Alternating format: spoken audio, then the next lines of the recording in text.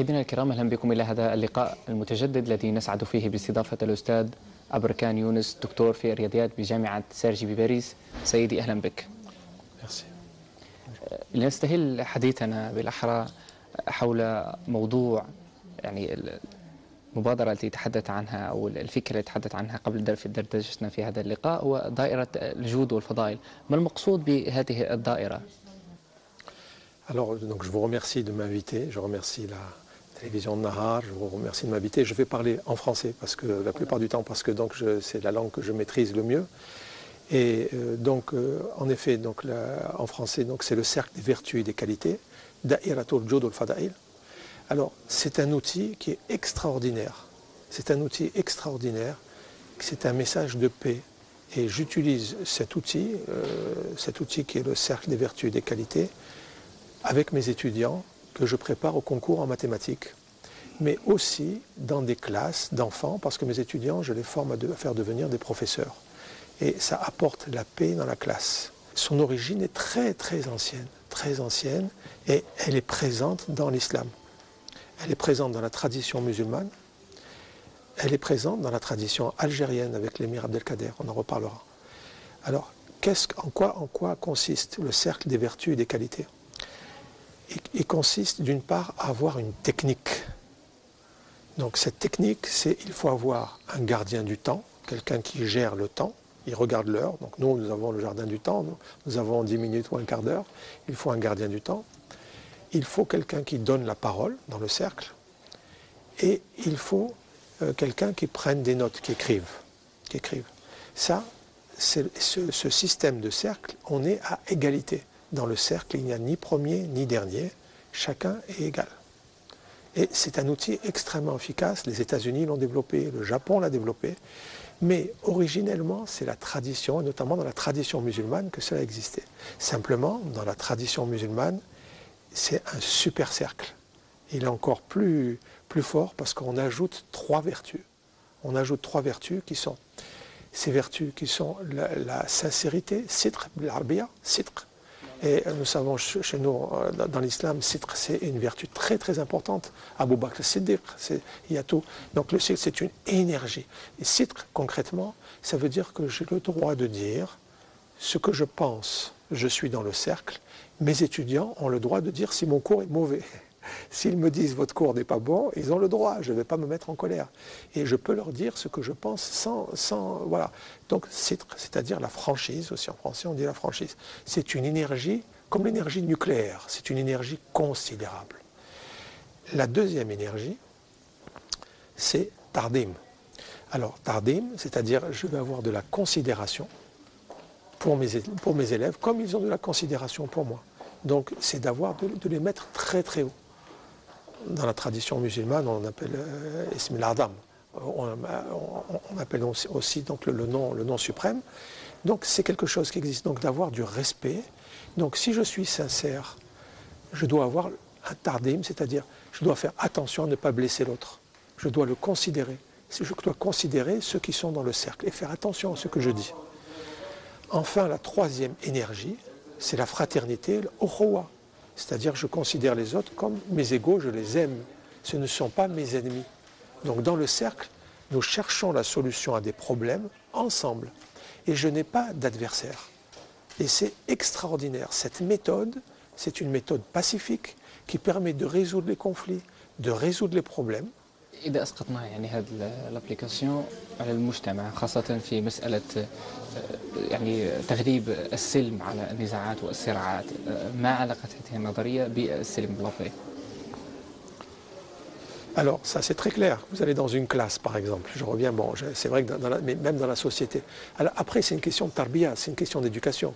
C'est-à-dire, plus il y aura de personnes dans la société, plus il y aura des personnes qui seront formées à cette méthode du cercle, plus la société va être pacifiée, silm, salam. Elle va être dans la paix, elle va être dans la tranquillité. Parce que, au lieu de voir des problèmes, je vais voir que des solutions. Au lieu de voir des difficultés, je vais voir des opportunités, des chances. J'ai une chance. Bon, je vais vous parler franchement. Juste avant de venir, avant de faire l'interview, donc on a dû attendre un petit peu. Et je me suis dit, alhamdoulilah, au shukrillah, c'est une chance. Le fait d'attendre, je suis très fatigué, je vous dis, je vous parle avec sincérité, ça m'a permis de me reposer, ça m'a permis de réfléchir, de regarder ce centre qui est extraordinaire. Donc la méthode du cercle, elle permet de profiter. Elle permet de tout ce qui arrive, elle nous donne de l'énergie. Donc il ne peut pas avoir de conflit. Il ne peut pas avoir de conflit parce que lorsque j'ai un problème, pour moi le problème, au contraire, je vois la solution qu'il y a derrière. Donc le cercle, il apaise les conflits et il éteint les conflits dans toute la société. Alors maintenant, comment mettre en place les cercles? Nous avons une formation pour le cercle. Je ne parle pas des mathématiques, mais ça c'est pas les mathématiques, c'est en général le cercle des vertus et des qualités. Cet après-midi, il y a un atelier et on peut mettre en place des formations pour soi-même. D'abord, comment être en paix soi-même, ne pas être stressé, ne pas être en colère, ne pas être pacifié. Silm, d'abord pour la paix avec moi-même, c'est déjà assez difficile parce que je suis énervé et stressé. Ensuite, la paix avec l'autre, mon voisin, ma femme, mes enfants, mes amis. Et ensuite, la paix avec la société tout entière. La société tout entière. Voilà les trois niveaux que peut procurer ce cercle. إذا أسقطنا يعني هذه القضية أو كنا نحكي على الكونفلي على النزاعات، هل لهذه النظرية جذور خاصة إذا أسقطناها على الجزائر، خاصة أن الجزائر عرفت العديد من النزاعات أو من الفترة الاستعمارية إلى الوقت الراهن؟ Oui, parlons de l'Algérie. En effet, il y avait des conflits en Algérie. Il y avait des conflits. Mais je voudrais aller dans l'histoire de l'Algérie. Dans l'histoire de l'Algérie, la figure qui est extraordinaire, c'est la figure de l'émir Abdelkader. La figure de l'émir Abdelkader, c'est quand même quelqu'un qui, au départ, ne voulait pas faire la guerre. Il voulait réfléchir, il voulait méditer. C'était un homme de méditation.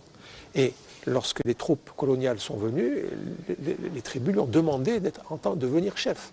Ils lui ont demandé, et il a fait avec l'accord de tous les musulmans. Il a demandé si c'était et il a fait une guerre de défense, une guerre défensive. L'émir Abdelkader pratiquait le cercle. Si vous regardez la description de la Zemmala, il a inventé, et c'est extraordinaire, il a inventé une ville entière qui a été jusqu'à 70 000 personnes, et cette ville était basée sur un cercle. Elle était basée en forme de cercle, comme la ville de Bagdad. La ville de Bagdad, quand les musulmans ont créé la ville de Bagdad, elle a été créée par les musulmans. Elle n'existait pas avant. Elle n'existait pas. Elle a été fabriquée par les musulmans. Elle a été bâtie en forme de cercle. Et c'est-à-dire que dans le cercle, toujours cette idée qu'il n'y a pas de premier, il n'y a pas de dernier, il y a une égalité. Mais chacun a une spécificité. L'émir, c'était un stratège. Mais autour de lui, il avait dans son cercle d'autres généraux. Et ce système, il a mis en échec, c'est quand même extraordinaire, il a mis en échec la première armée du monde. À l'époque, c'était l'armée française, l'armée de Napoléon. C'était quand même, nous sommes en 1830. Et l'Algérie n'avait pas les Algériens, ils avaient laissé leur défense à la Turquie. Donc les Algériens n'avaient pas de volonté. Et l'émir Abdelkader, par la méthode du cercle, il a fait un outil extraordinaire et redoutablement efficace. Maintenant, l'émir Abdelkader, ce n'était pas simplement la défense du territoire national, mais c'était aussi la construction d'un État.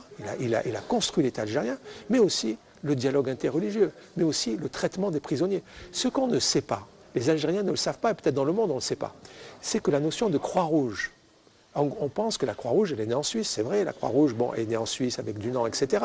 Et on parle de la sauvegarde des prisonniers, mais en réalité, le premier à avoir fait un code de protection des prisonniers, ça va être l'émir Abdelkader. L'émir Abdelkader va avoir cette rahma avec cette notion de cercle. Alors je voulais vous dire que la notion de cercle, elle est justement une notion féminine. Elle est une notion féminine, c'est-à-dire un peu c'est la famille. Nous sommes dans le groupe. Donc c'est une notion de paix et de famille. Et pour l'émir Abdelkader, les prisonniers français, ils ne les considéraient pas, ils les considéraient quelque part aussi comme égalité. Pour vous dire jusqu'où l'émir Abdelkader considérait le principe d'égalité du cercle, je vous ai dit le cercle c'est l'égalité, les prisonniers français mangeaient la même chose que les soldats algériens. C'est quand même, aucun État dans le monde ne faisait ça. Un prisonnier, normalement, il mange moins bien ou il ne mange rien du tout dans la Seconde Guerre mondiale. Et s'il meurt, tant mieux, ça fera moins de bouche. Eh bien, l'émir Abdelkader a confié à sa mère, donc une femme encore une fois, cette notion de rahma, de gérer les prisonniers, et il le faisait dans le cercle. et dans cette notion de paix. Les prisonniers mangeaient la même chose que les soldats algériens. في تعامل يعني الأمير عبد القادر، ونحكوا على لابي ونحكوا على السلم وغيرها، ألا تعتقد أنه هذه التعاليم هي مستمدة من تعاليم الدين الإسلامي اللي كان حافز الأمير عبد القادر في تعامله مع الأسرى وغيرها، ويعني خاصة في القانون الدولي الذي يعتد به في الوقت الحالي؟ على القانون. يعني تعامل الأمير عبد القادر مع الأسرى أصبح اليوم هو درجة أولى يعني يعتمد عليها في القانون الدولي. Oui, c'est-à-dire c'est le premier degré. C'est le premier degré, mais c'est le premier degré. Donc, le premier degré qui a à faire et qui se met en place. Vous voulez parler de la situation actuelle, la situation ce premier degré du cercle, c'est-à-dire qu'il a mis en place des lois. Il a mis en place des lois qui vont être à l'origine d'ailleurs, qui vont être à l'origine de la Croix-Rouge. On sait que M. Dunant, par exemple, va être un ami, ils vont avoir un ami commun.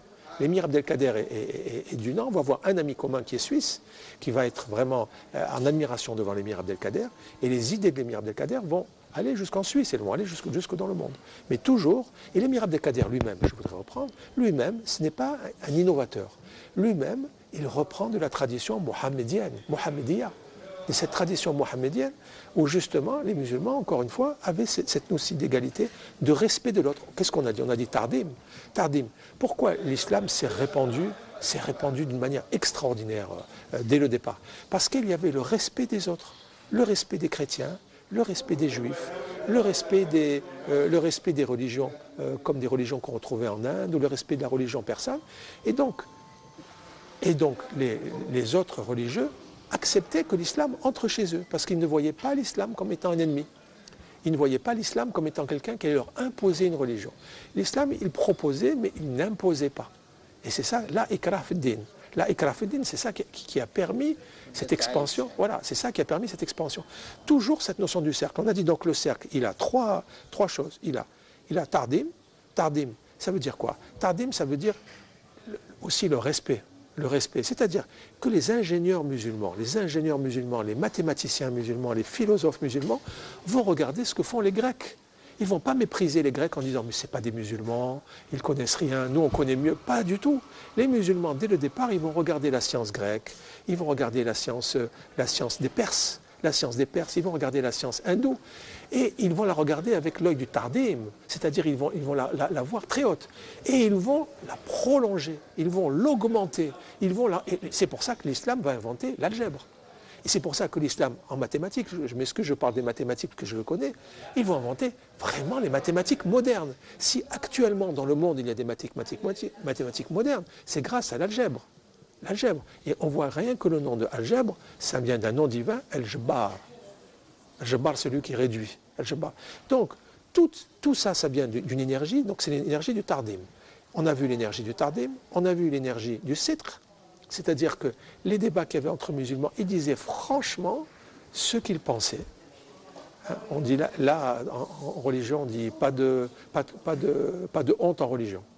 Pas de honte. On a le droit de poser tous les problèmes qu'on veut, que ce soit de la sexualité. Les musulmans parlaient de la sexualité au départ. Ils parlaient de tous les problèmes qu'ils avaient. Donc, il y avait cet aspect, donc ce tardim, il y avait cet aspect de sitr, et il y avait cet aspect de fraternité, roi. Cet aspect de roi, on le retrouve dans la notion de Ummah. La notion de Ummah, regardez, la notion de Ummah, l'origine de Ummah, ça vient de quoi? L'étymologie, ça vient de ça signifie quoi? C'est la mère. Alors que par exemple en Occident, on a la notion de patrie. La notion de patrie, ça vient du latin pater qui signifie le père. Donc c'est une notion patriarcale, c'est une notion plutôt d'homme, c'est une notion plutôt pyramidale. L'islam va donner une notion plus féminine. Il va donner pour la première fois la Ummah. La Ummah, c'est-à-dire, on pourrait dire en français la matrie.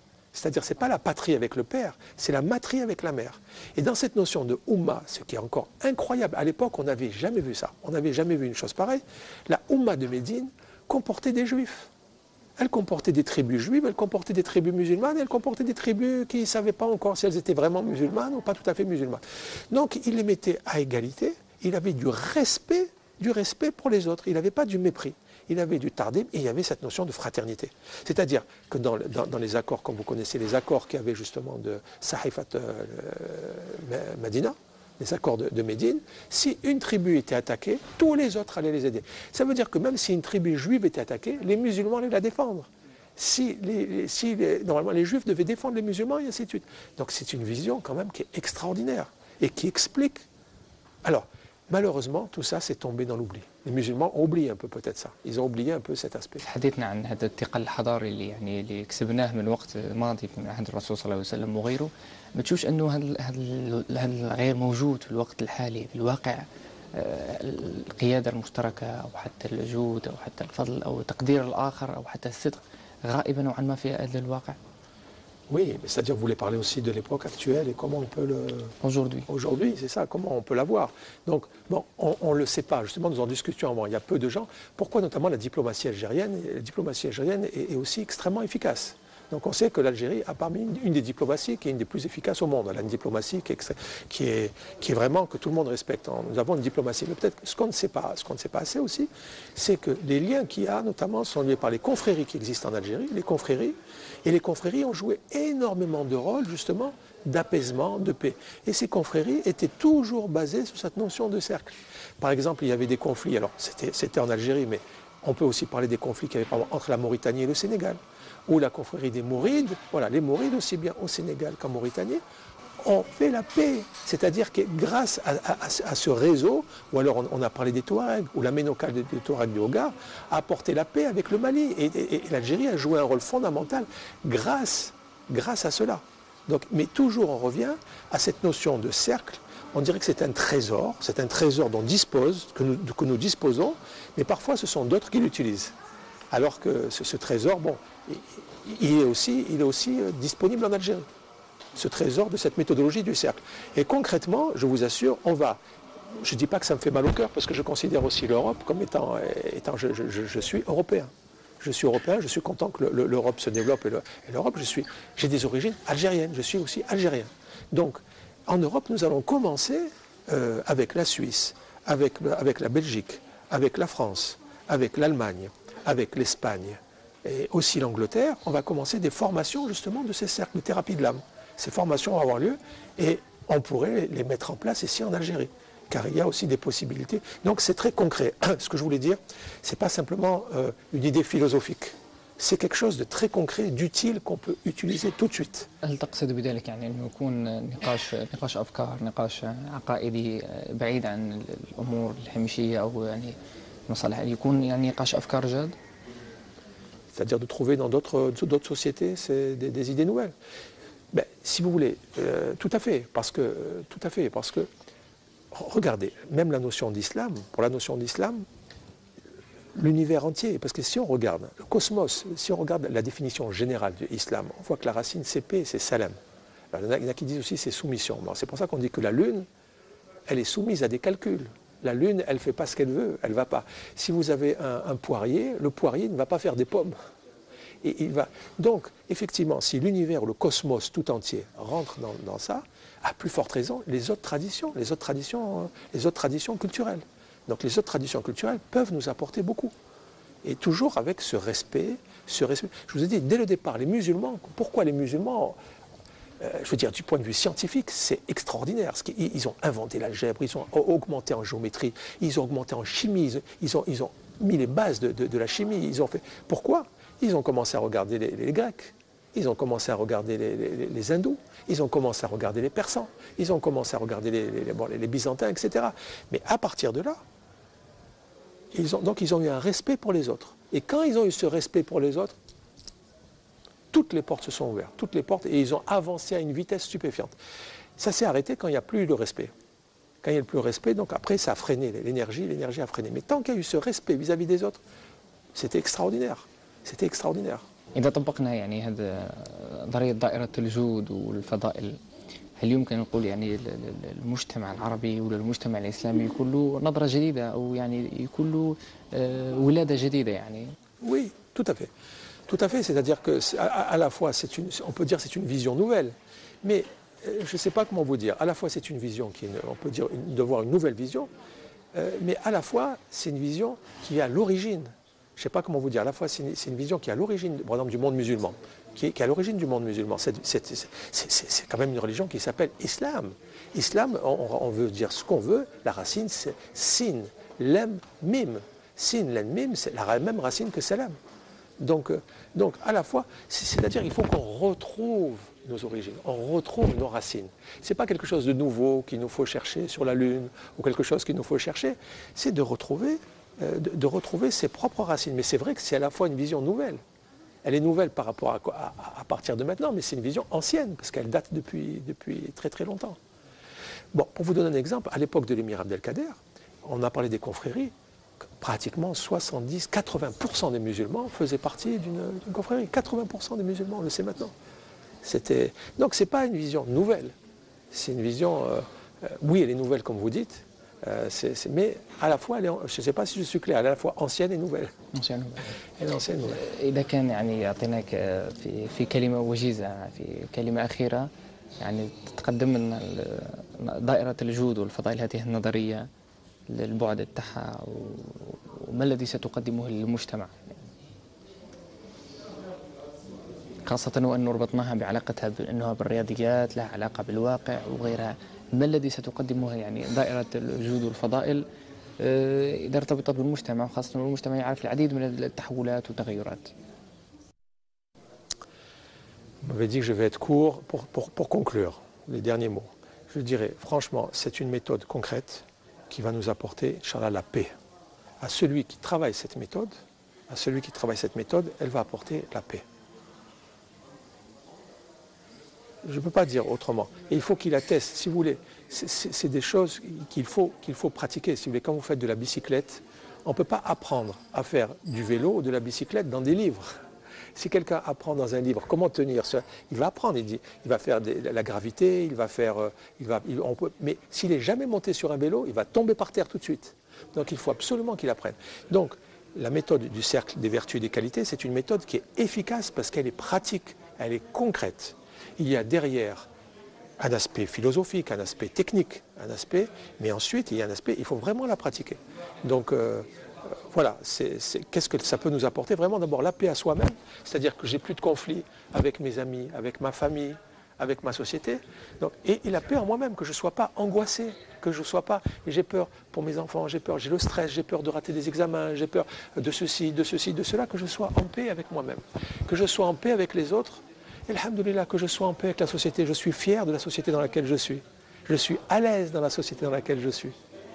Je suis fier d'être dans le pays dans lequel je suis, dans le continent dans lequel je suis, dans la planète dans laquelle je suis. Je reconnais tous les autres comme des êtres humains, comme des frères et comme des sœurs. Et pas comme des ennemis, mais comme des gens qui vont m'apporter, des frères et des sœurs qui vont m'apporter. Je ne sais pas, voilà, c'est ce qu'on peut souhaiter pour la conclusion. أنا أشكرك بدوري على هذا اللقاء والحديث الشيق اللي حاولنا فيه يعني نسلط الضوء على دائرة الجود والفضائل، هذه النظرية الجديدة التي اقتبست من الرياضيات وتحاول أن تقترب من المجتمع. وبدوري أيضا أشكر مشاهدينا الكرام على رحابة صدرهم، وإلى لقاء متجدد. أشكر الأستاذ الدكتور أبركان يونس، دكتور في الرياضيات بجامعة سيرجي بباريس. شكرا لك سيدي، وإلى لقاء آخر متجدد. شكرا.